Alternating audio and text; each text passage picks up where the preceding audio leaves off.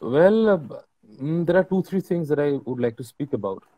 The first and foremost, I mean, I've always believed film should be like a stone in the shoe. I Hmm. mean, that is something Lars von Trier once said.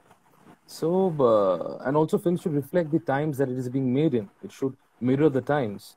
So, I mean, I was going through this phase where whenever I was opening any portal, any social media, I mean, whether it's Facebook, Instagram, or the newspapers, it was only chaos, news of people being killed, and all of that. So somehow that for a long period of time, culminated into the story that I wanted to tell. I wanted to, direct something which speaks of the times that it is that we're living right now. So that was the seed idea about me, and also from a personal point of view, because I always believe that films should, be first a personal experience and then a universal experience if it's lucky. Meal came from a point where I saw a family like this very closely when I was growing up in a middle class suburban Calcutta atmosphere. So I've seen such families very closely. And well, coincidentally, I also used to, when I was a kid, I used to play with a character who resembled the child in the film. So all of these things together, and also me trying to offer myself in a plate. So all of these things together, gave birth to the film Meal of what it is today. I spent 3 months in writing Meal, and what you see in the film is exactly what is there in the screenplay. Even we had a separate screenplay, I mean script for sound. Hmm. We went back to the place, me and Akash, the sound designer of the film. So Hmm. we spent actually the most, I mean, 2 months, 2.5, 3 months on sound, and whatever that you hear in the film everything is recorded. So there is no stock sound that we've used in the film. And we Hmm. used to go back to the location, just to get a feeling of what is there. I mean, what kind of sounds, what kind of soundscape that we can work on the visual aspect of the film. Hmm. Well, the first thing that I demanded from my production manager, that I wanted a Hmm. house where I can do anything that I want. I wanted to start from Hmm. scratch. So what you see Hmm. in the film was actually a white-walled under construction flat apartment, Hmm. Hmm. which had the very claustrophobic feel of a suburban Calcutta atmosphere, which I wanted. There Hmm. we went, and it was the walls were just white, but just painted for the time being, and kept like that. So we did everything from scratch. We painted the walls. We I had a very good production designer in the form of Ronojit Ghorai. He's Hmm. a faculty at SRFTI. So he Hmm. collaborated with me on this project, and we Hmm. spent like 4 days, 5 days on in the location, so that it looks like someone has lived here for years. And Hmm. everything you see in the film, everything is placed there meticulously. The mise en scene Hmm. directed the actors more than I did myself. Hmm. So that was the idea behind a film like Me, to get them into a Hmm. place where the place would Hmm. also, interact with them. When I write a film, I have someone in mind already. So Hmm. I had Adil in mind the day I started writing the film, and then I was looking for the one to play the mother. And Hmm. then so Ratnaboli Bhattacharya was someone I was a fan for a long time. I loved Hmm. her work, Hmm. and I always wanted to work with her in a project. So Hmm. this one seemed like the perfect fit for that, and I got in touch with Hmm. her. Hmm. And Adil sir, when he read the screenplay, he said that, I Hmm. still remember that, Hmm. he told me, Obhirup, there are films I do to pay the bills. There are films I do so that I can sleep at night. Your film is Hmm. the latter one. Arun Mukhopadhyay, he's a Hmm. thespian. Hmm. He's a Hmm. legend in this part of the world, in Bengal. Hmm. And in the 80s, even I mean, Adil came and used to see theater performed by Arun Mukhopadhyay Hmm. in the 80s, and which Hmm. I think if you ask him, he'll be able to tell you better. Hmm. Hmm. So Hmm. having him on board was a blessing, because Hmm. there are people in life that you meet. If you spend Hmm. 10 minutes with them, your Hmm. lifespan increases, if you know what I mean. Hmm. Hmm. So Yeah. Arun Mukhopadhyay was someone like that, and I was really mm, happy to have him on board. And if you talk mm, about the child, well, that was something we actually literally picked him from the streets, more or less, if I put it that mm, way. He mm, used to work. He was actively doing theater in North Calcutta. That's his mm, background, and he's never faced mm, a camera. He never had a cell phone. He was mm, there. He had no idea about social media. He was mm, your quintessential North Calcutta guy who was mm, 15 years old. So I was a little skeptical, but then I saw him performing in one of the theater rehearsals that I went to, mm, and something about him was telling me he's very rightly fit for the film. So what I did mm, was I asked him that, whatever they do understand, I gave him a narration, and whatever they mm, do understand of the film, you write it down and let me know. And he came up with a monologue, which surprised me. He came up with a monologue which this character would say if he had lines in the film, and that was the point where I said, okay. First of all, it was very contemporary, relevant, mm, contextual, the time which he said already a mm, bit when I was listening to his mm, conversation. mm, And also the fact that a film is a film, but it mm, elevates itself to a piece of art mm, when, in a short time, mm, you can express the most, multiple things. That is the definition of Shilpa. Shilpa means Shila Yog Alpa. Shila mm, means it is a metaphor from the sculpture mm, art, that on a piece of rock, Shila is rock. On a piece of rock, you do very little and you express the most. To express the most in a short time, in a short space, in a short time and space, it could be any art, including filmmaking. You have to be so, it's like a potent thing. It's like a dynamite which exploded but contained. mm, It's like a bonsai. Natural tree is very beautiful, which is nature's production. But a bonsai is a piece of art. It has all the elements of the tree, but in a very, very, very concise, concentrated space. And you keep looking at a bonsai if it is made well, like, mm, wow. So then it becomes an art. Otherwise, films I do also, as I said, that some for films, some for bills, some for bill. mm, So this, when I mm, read the script, it felt that it has the possibility, if the post-production and shot well and post-production is done well, that it will mm, elevate itself to a piece of art. When I read the script, I felt I identify with the character, from your experiences that I have lived, the kind of houses that I've seen, or I myself have lived in a small, tiny little apartment. I lived myself, not in my hometown, but when I left mm, by the comfort of my beautiful house in Assam, mm, I also lived in mm, tiny little spaces, and what it can do to you. mm, And also the training that I had as an actor, the most mm, of the training process, not most, I would say one of the most important process or elements of my training was how you can interact with the colors, the space, the line, the texture, the size of the space, the volume of the space, and how it affects your physical being. mm, So there was this script, there was this director who is mm, absolutely articulate and clear mm, about this short film. mm, And there was this character, which is the house, as he said.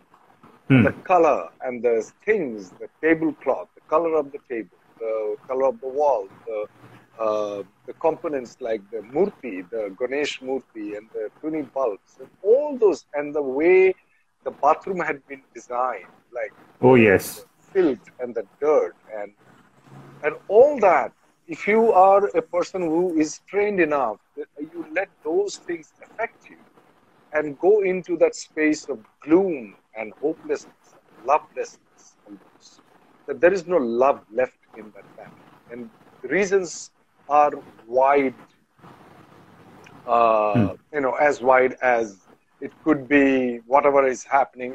He brought in certain elements of the sound, what television was going on, what is happening outside, the economic uh, deprivation of the people, the interrelationship between the father who is sitting on a wheelchair, peeing, Hmm. you Hmm. know.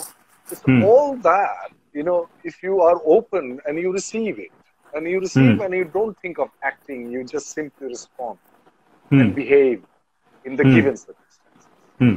So that's what all I did. I mean, as I said, and I was following instructions from Abhirup. If it Hmm. is not happening, if it is happening, and how much intensity you want. By the time I Hmm. made Neil, Hmm. we were so close to each other, and we were in a place where if I hinted at something, he exactly got what I Hmm. want. I Hmm. told him a few things that I want Hmm. this film to be as organic and raw as possible. So that Hmm. also led to the choice of the camera that we used. Hmm. And also at the same time, what I told, I gave him a contrast ratio in every scene. Hmm. Okay, this is what I wanted. This is 2:1. I want Hmm. here to be Sorry. like a 1:1 ratio. So we had that discussion, technical part of it, that this is what I exactly want. Hmm. Now the way he lit up the whole space was something very interesting. One more important decision that we took with the film is Hmm. that I wanted the camera to be like an observer. Hmm. I didn't want the camera to also say things. I just wanted the Hmm. camera to record what is happening. Hmm. So I went with that objective approach ki, someone has entered this family and Hmm. he's just looking what is happening. So that is the Hmm. camera. That is the job of the Hmm. camera. It shouldn't start doing something on its own. So, as usual, Abhirup has a habit, and he missed out on this detail that he never shares the screenplay with me before, like when he's talking about the film with me. Hmm. And I reached Kolkata 2 days before the film, before we started shooting, and I went on set, and I had an idea of what the scenario is going to be like and what the characters are. And the day before the shoot, he took me like to this one lake sort of a place, and he narrated the film to me. And I had no words, okay. And so I'm a person who can like express better visually, okay. So Hmm. yeah, for me, it was about putting that on screen. So we wanted the film to be very the narrative, like in terms of camera, we wanted it to be very organic. And I come from a background where I've seen such stories, okay, I've lived such stories, and come from a middle class family where, like, people are living close together. So there are walls, but there are no walls between those houses. So you know what's happening where. And I was always like this one shy observer everywhere. And that really helped me while we were shooting meals. My approach was quite simple. I spoke with Abhirup, and I wanted what I thought to go on screen. That's it, without having too many movements in the camera, because the characters were the most important thing. It wasn't the camera. The camera was an observer, just like how it's like a third person who just observes any other situation. And we're shooting on the third floor of the society of the building, and where I had no access to any kind of big budget equipment, like get it. I couldn't even afford scaffoldings to put my lights on it. So I had to devise a plan, and I thought of it. I thought a lot about it. And when Abhirup shared the locations, I came up with this idea. So to have that consistency throughout the film, and since we had no time at all between setups to change the lighting, I had to light in such a way that I light once and I just let it be. So I didn't have to touch those lights again while moving from, like, say, a wide to a close-up shot, which you end up doing on any other set. So since we had that lack of time, and since I had to give that space to everybody to work on set, like it was quite draining for everybody to be on that set, because the actors, even us, like as technicians, you are so close to action that it affects you emotionally while the scene is playing out or the character is playing out the scene. So yeah, that is why I chose to not, just play with lights and not take my time between shots. So for that, I used these lights called Kino flows, and a device I made. So all the windows that you see in the film, behind all the windows, about 4 to 5 feet back, I created frames, and we just like we had to mount about 45 lights, 45 tubes on one frame each, and put it in like the window so that you have a consistent source of light entering in. While it's on the inside, I wanted like a very uh, you've seen that, of those tube lights, the CFL tube light fields, right? That any other middle class house has, like the white CFL. I wanted that sort of a feel. So, yeah, that's how inside I placed a couple of kinos, just one light each, and just let it be. And I had consistent lighting with the required ratios all over. We started discussing our shots only 2 days before, when we really got to be there, and when we saw the space come live, from scratch, like, and then we figured out blocking out and like how things are going to be, and we played out certain scenes. And while Abhirup was doing that with other people, he had like some stand-ins and everything. I just sat and I observed I've observed the kind of scenes that were playing out. And our approach, with me and Abhirup, our approach has always been that you go whenever, no matter how much you plan, we are going to improvise on set, okay? Because when you see that actor in place and you do the actor do his thing, you know where you have to be.